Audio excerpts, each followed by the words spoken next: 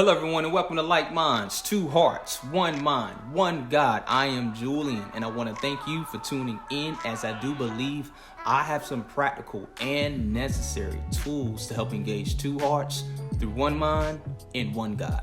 And as always, if these episodes are being a blessing to you in any way, hey, do me a favor, subscribe to our channel and be sure to click that bell notification. You don't want to miss any episodes, okay? Well, this is the first episode of a 3-part series entitled The Love from a Husband. Yeah, that's right.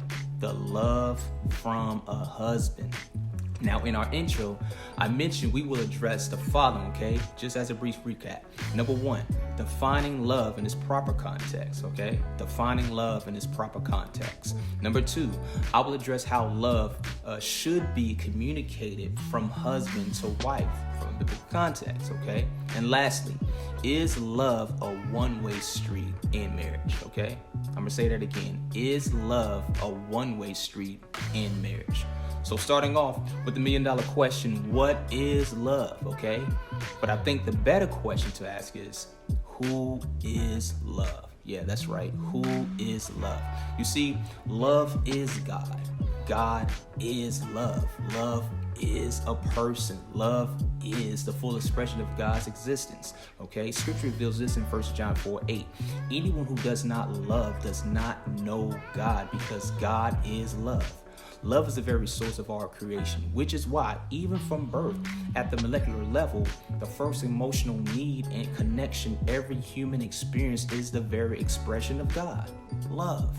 As an example, mother and child's eyes connecting for the first time, the warm skin to skin contact, okay, the voice of comfort that only a mother could offer, okay. This friend at its very core is the love every human naturally accepts and can willfully adapt to, okay. This is a love that is strong, persistent, and long-suffering. But as it relates to a marriage, how should love be communicated from husband to wife? Okay, love is not only a choice, but it's also a command by God. Okay, to further explain, I think it's imperative to first look at Ephesians 5:25, for it says, "Husbands, love your wives, just as Christ also loved the church and gave himself for her." Notice, Paul is addressing husbands, not men. Men can't love their wives in the way husbands can. Husbands are a select group. They are special. For the man, over time, there has to be a transformation mentally and spiritually within him. So yes, the man evolves into a husband. This is a metaphoric process. Paul then mentions, okay, husbands, love your wife just as Christ also loved the church. Now, to do such, there needs to be a following, observation, a studying of God's principles by that husband. This is carried out through obedience. Aha, that's it. Husbands can only communicate love through obedience, just as Christ also loved the church. Did you get that?